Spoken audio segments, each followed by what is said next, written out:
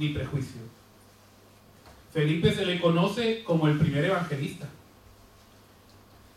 Como muestra su carácter poco convencional, este diácono se fue a Samaria a predicar el evangelio.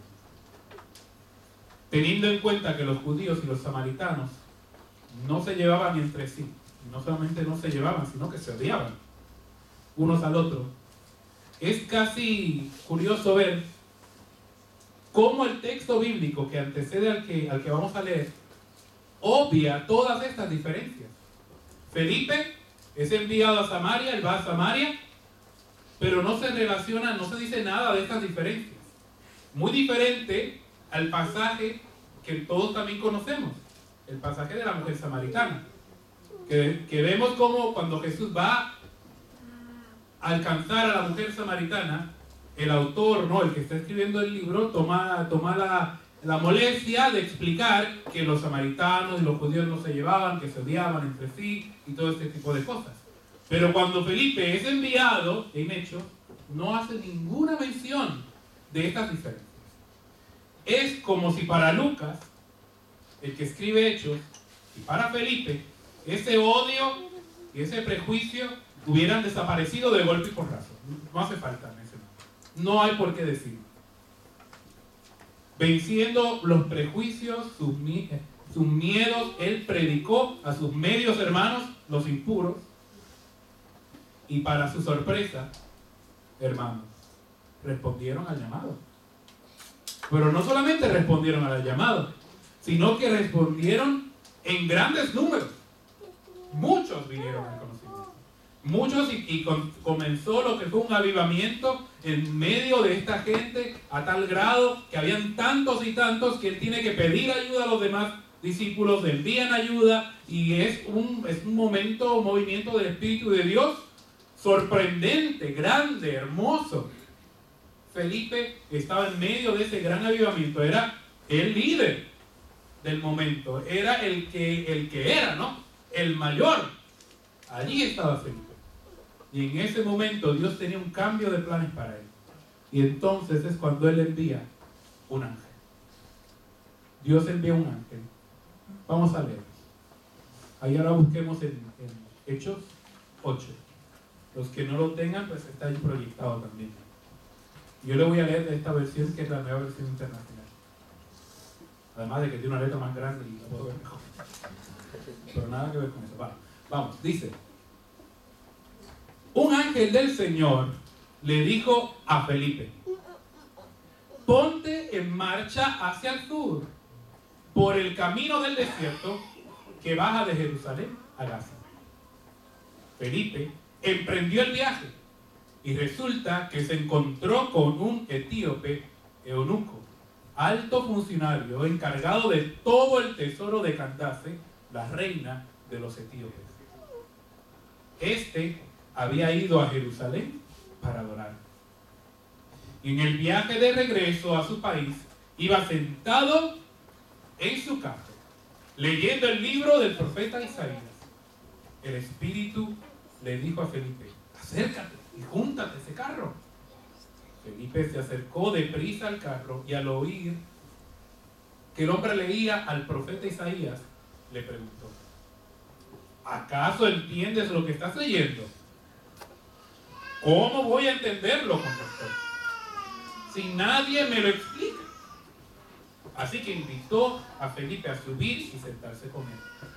El pasaje de la escritura que estaba leyendo era el siguiente: como oveja fue llevado al matadero, y como cordero que enmudece ante su trasquilador, ni siquiera abrió su boca. Lo humillaron y no le hicieron justicia. ¿Quién describirá su descendencia? Porque su vida fue arrancada de la tierra. Dime, por favor, ¿de quién habla aquí el profeta? ¿De sí mismo o de algún otro?, le preguntó el eunuco a Felipe. Entonces Felipe, comenzando con ese mismo pasaje de la escritura, le anunció las buenas nuevas acerca de Jesús. Mientras iba por el camino, llegaron a un lugar donde había agua. Y dijo el eunuco: mira, aquí hay agua. ¿Qué impide que yo sea bautizado? Entonces mandó parar el carro y ambos bajaron al agua. Y Felipe lo bautizó. Y cuando subieron del agua, el Espíritu del Señor se lo llevó de repente a Felipe. Se llevó de repente a Felipe. El eunuco no volvió a verlo, pero siguió alegre su camino. En cuanto a Felipe, apareció en Azoto y se fue predicando el Evangelio en todos los pueblos hasta que llegó a Cesarea. Lo primero que vamos a ver es la obediencia de Felipe. Cuando Felipe recibe al ángel del Señor, se debió haber quedado boquiabierto. Primero porque es un ángel, ¿no? Pero lo segundo, por el tipo de mandato que le está dando este ángel a Felipe. Este mensaje que le da, o esta instrucción que le da el ángel a Felipe, no podría venir en un destiempo mayor. Era desatinada. Estaba Felipe en medio de un avivamiento, él era el líder, todos lo miraban, estaban los discípulos allí, vamos a decir, los jefes de él, mirando todo lo que pasaba, y estaba él allí, y de momento el ángel llega y le da una instrucción de que se tiene que ir.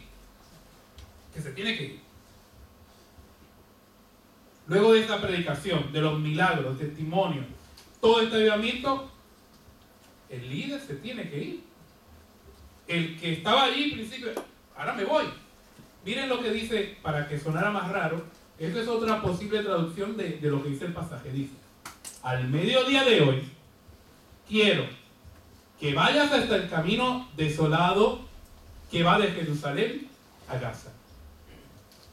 Al mediodía. Hermanos, caminar al mediodía bajo el sol no es cosa graciosa en ningún lugar del mundo, ¿verdad que no? No es como decirte, pues, cuando esté más caliente, ahí es que va a salir a caminar. Muchos de ustedes dirán, bueno, pero si es a comprar allí leche al mercadillo, pues voy, vengo, ¿verdad? ¿Qué problema hay en eso? Pero el problema es que no estamos hablando de Barcelona, estamos hablando de Israel. Y estamos hablando de un desierto. Y cuando el sol está peor en el desierto es al mediodía, ¿no? Y tampoco estamos hablando de ir a la estación del Sanz. ¿Verdad que no? Estamos hablando de que él tenía que levantarse y caminar de 40 a 60 kilómetros. Eso le tomaría cerca de 9 a 12 horas de camino. Que tenía que estar caminando definitivamente en algún momento durante el mediodía en un desierto. Y tampoco es que iba a ir a algún lugar conocido, es que iba a sentarse en el medio de un camino desolado sin nadie, parado en el medio del desierto, entre dos regiones, en pleno sol, con el calor, la incomodidad, todo lo que tiene que ver con eso, sin sentido, parado en el medio de un desierto, saliendo de un gran avivamiento, y está allí parado. Lo cierto es que Felipe, sin saber detalles, obedeció y fue. Me pregunto nosotros, ¿cuántos de nosotros haríamos lo mismo? ¿Cuántos de nosotros nos pararíamos y sin hacer ninguna pregunta haríamos algo que Dios nos dice que no tiene sentido? Cuando tiene sentido, fabuloso. Cuando no tiene sentido, lo primero que quizás haríamos nosotros es empezar a preguntar: ¿pero por qué no me llevo una sombrilla? ¿Por qué no me llevo aquello? Pero sí que me hace falta el agua, que sí. Ay, pero espera, no, hay que hacer esto, hay que hacer esto. Pero Dios, no puede esperar un tiempito. Pero no me puedo ir en avión, tengo que ir caminando. ¿Me entiendes? Pero empezaríamos a dar preguntas y respuestas: ¿pero por qué? ¿Pero para qué esto? ¿Y por qué no? Y se nos iría la vida preguntando por qué, cuándo, dónde y todo el detalle. ¿Pero qué zapatos me llevo? ¿Me llevo el abrigo? ¿No me lo llevo? ¿Este es de moda? ¿Este es viejo? ¿Este es nuevo? Pues no sé, ¿vale? Y estaríamos la vida tratando de preguntar, no le diríamos nunca que no, pero, ¿vale? Entre el no y el sí hay un largo trecho, ¿verdad? Y vamos caminando. Felipe no. Felipe caminó. ¿Por qué? Puede ser que él os escuchó, ¿no? Puede ser que él escuchó la palabra ve, que es muy parecida a la palabra que él había escuchado de los discípulos en el último mandamiento de Jesús, cuando dijo, por tanto, id y hacer discípulos a todas las naciones, bautizándolos en el nombre del Padre, del Hijo y Espíritu Santo. La palabra id, ve. Y él supo reconocer cuando Dios decía algo y había que obedecer. Luego de este largo viaje, Felipe está en el medio del desierto y como si fuera poco, ve una caravana llegar. Y para muchos de ustedes dirían, bueno, pues buenas noticias, ya no está solo. Pero yo quiero que se acuerden que no todas las caravanas en aquel tiempo eran caravanas de amigos, ¿no? Era una comparsa celebrando una festividad, ¿no? Le acuerdo que hubo una caravana que compró a José, ¿no? Lo compró de esclavo. Una caravana no necesariamente era una buena noticia. Está parado allí en el medio del desierto y quizás él, temblando de miedo, dice, pues deja que pase la caravana, me escondo aquí. Y lo que le dice el Espíritu de Dios es que dice, acércate a la caravana. De nuevo, poco convencional. Quizás entre dientes dice, no, me tendré que acercar. Me tendré que acercar porque me lo ha dicho el Señor. Pero va caminando hacia esa caravana en obediencia, con valor y con fe. A la luz de un siguiente comentario bíblico, vamos a ver. Quiero que lo leamos, pero quiero que ustedes piensen contestar esta pregunta. La pregunta es, ¿cuál es la calidad de nuestra obediencia o de tu obediencia? Dice este comentario bíblico: la obediencia de Felipe a Dios indica por qué Dios fue capaz de utilizarle con tanta fuerza. En lugar de hacer preguntas sobre el sentido de salir a un camino desierto, él fue. En lugar de discutir sobre la sabiduría de que una persona extraña, solitaria, se acercara a una caravana que sin duda estaba bien protegida, corrió hacia ella. Si nos preguntamos, ¿por qué parece haber una ausencia de dirección de Dios en nuestros días? Tal vez tenemos que mirar la calidad de nuestra obediencia. ¿Cuál es la calidad de nuestra obediencia, hermano? ¿Cómo obedecemos a Dios? ¿Obedecemos a Dios como Felipe? ¿O obedecemos a Dios de otra forma? ¿A la voz de Dios escuchamos y hacemos? ¿O sencillamente mejor damos explicaciones o pedimos razones? Los prejuicios de Felipe. Al acercarse Felipe a esta caravana, que dijimos que no es muy buena idea tampoco, él va acercándose. Y cuando va acercándose poco a poco, según Dios le dirigía, el panorama no pintaba mucho mejor. Porque quizás él pensaba, quizás son gente pasando, ¿no? Pero no, va empezando a ver que no es una caravana común. Quizás lo primero que notó fue que no eran gente de Israel. No estaban vestidos como israelitas. Va caminando y se va acercando y empieza a ver que esta gente que está vestida diferente no vienen con corderos en la mano. Tienen espadas, tienen lanzas, son gente alta, fuerte, fornida. Y él empieza a preguntarse y a preocuparse, ¿no? Va caminando y caminando y se está empezando a dar cuenta que no es cualquier persona, no es Juan del pueblo. Es un funcionario, es alguien que tiene un título, es alguien importante. Como aquellos que cuando son importantes, ¿verdad? Como el ministro de Hacienda, lo que sea aquí, va a caminar por la calle, pues no va a pie pelado, ¿no? Va con alguien al lado, que uno que saluda, otro con una escopeta o con algo para protegerle, ¿no? Cuando va acercándose y va viendo el panorama, dice, bueno, esta gente viene a proteger a esta persona que está aquí. Y yo soy el enemigo, el problema, ¿no? Porque yo sé que estoy acercando. Y si me acerco, pues muerto voy a estar. Pero sigue caminando y empieza a escuchar algo diferente. Empieza a escuchar versos recitados como era la tradición judía de leer las escrituras. Se habrá preguntado, "Oh, pero ¿quién es este extranjero que está leyendo las escrituras?" De seguro se dio cuenta que no era tampoco una persona común, era un prosélito. Esto es una persona que se había convertido de otra cultura al judaísmo. Y por sorpresa, cuando se va acercando, ve que tampoco la persona es igual que él. Es una persona de color negro. Un semblante oscuro empezó a chocarle, ¿no? Pero de momento empieza a ver las piezas del puzzle que empiezan a caer en el momento. Era un etíope. Era jefe de gobierno. Y por costumbre, si era etíope, era eunuco. Y un eunuco, etíope funcionario, tendría que ser eunuco. Y lo que significa es que esa persona, para decirlo en finas palabras, era una persona castrada.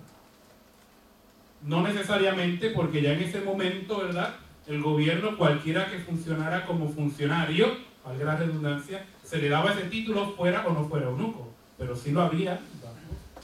La Biblia no se especifica y la costumbre tampoco. Pero esa es la imagen que venía a la mente de él. Y yo estoy seguro que los prejuicios empiezan a surgir. Empiezan a surgir los prejuicios de Felipe. Los etíopes. Los etíopes eran gente pagana. Eran considerados como los egipcios. Eran indeseables. Los judíos los miraban como gente viles, violentas, gente que no se podía confiar en ellos. Como prosélito, si él era un prosélito y era eunuco, y si lo era físicamente, esta persona sería excluida de la plenitud del culto. Podría ser judío, convertido, pero no sería en toda la plenitud porque era una persona mutilada físicamente. Así que era una persona con defectos, es lo que quiero decir.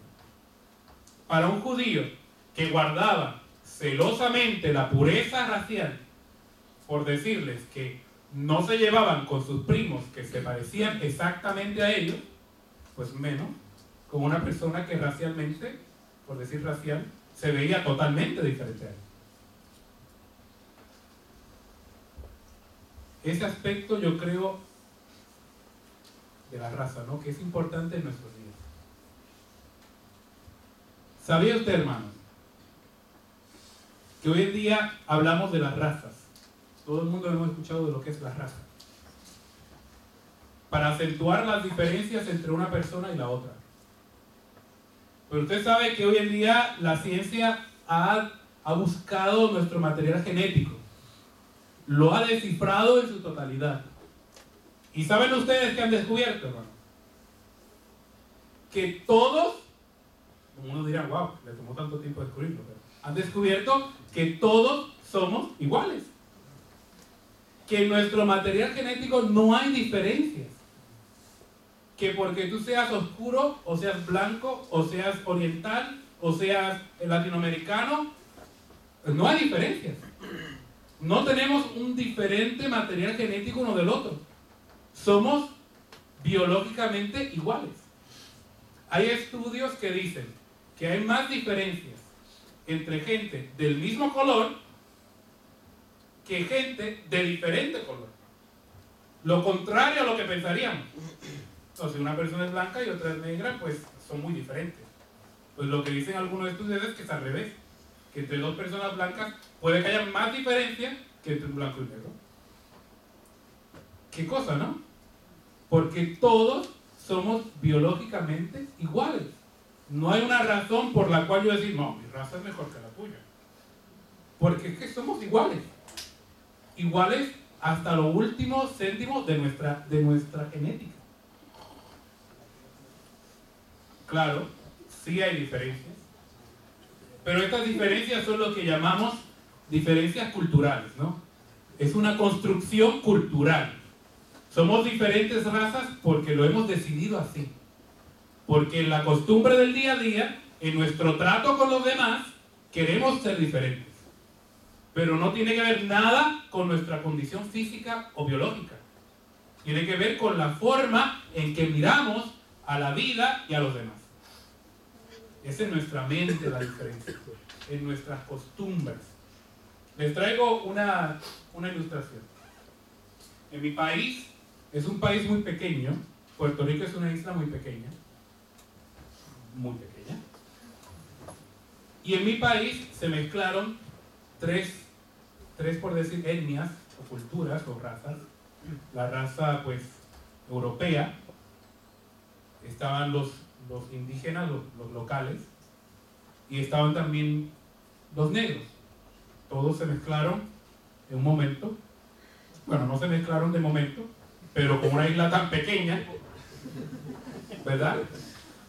Poco a poco se rodan los codos y todo lo demás. Claro. ¿Verdad? Y estamos todos mezclados. Pero de la misma forma, hay gente blanca y hay gente negra. Pero ya esta distinción de color en Puerto Rico no hacía mucho sentido. O sea, tú eras puertorriqueño y punto. Blanco, azul, amarillo, el color que fuera. Eres puertorriqueño. Y ya. Cuando usted coge un puertorriqueño y lo saca de la isla y lo pone en Nueva York, pues es algo del otro mundo. Porque allá hay americanos blancos, hay americanos negros, hay americanos indígenas, hay americanos asiáticos, y todo el mundo tiene nombre y apellido. Pero en Puerto Rico, tú eres puertorriqueño y ya. No hay una diferencia entre si eres blanco, negro, amarillo o qué. Pues me cuentan de un puertorriqueño, de una tez negra, oscura, y cuando llega a Nueva York, todo el mundo le preguntaba, ¿y qué tú eres? ¿Eres negro? Y le decía, no, yo soy puertorriqueño. Y él se cansaba de que todo el mundo le decía que él era negro. Porque para su mente, pues, ¿qué tiene que ver eso con alguna cosa? Y en algún momento, me cuenta otro misionero, que se para él enojado en medio de un cuarto, de un salón lleno de gente y dice, que no soy negro, que soy puertorriqueño. Y todo el mundo lo dice, pero este hombre está loco, pues claro que es negro. ¿Me entiendes? Pero en realidad sí él era negro, de piel y color, ¿verdad? Pero él no era negro americano, él era puertorriqueño. Por su color de piel rápido lo tiraban para un lado, pero él decía, no lo soy. Y pues es la lógica, ¿no? De que nosotros tenemos que romper. Para él era sencillamente una persona puertorriqueña. Color de piel no importaba, porque todos somos iguales, igual de puertorriqueños de fuera. Y así es, hermanos. Dios, cuando nos mira a nosotros, no mira nuestras diferencias. Dios nos mira si somos de... Dios no mira si somos blancos o negros. Dios no mira nuestros prejuicios.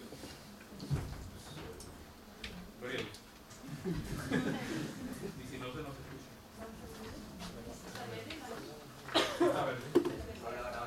Ahora, sí.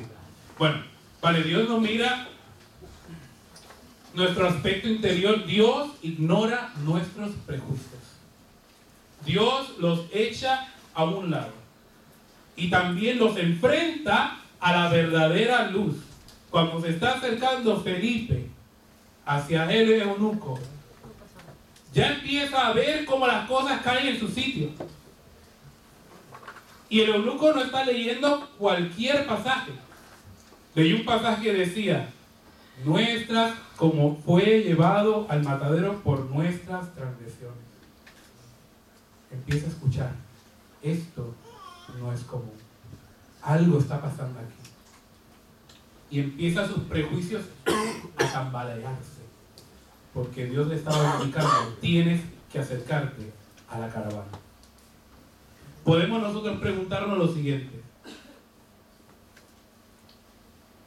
Podemos preguntarnos, ¿qué prejuicios y temores nos impiden comunicar el amor de Dios?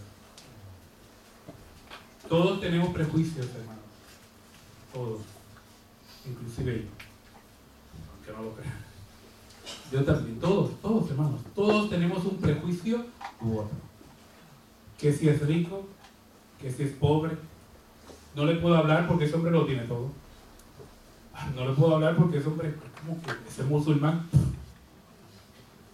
Si le abro la puerta va a estar mirando qué tengo allá adentro que se pueda llevar.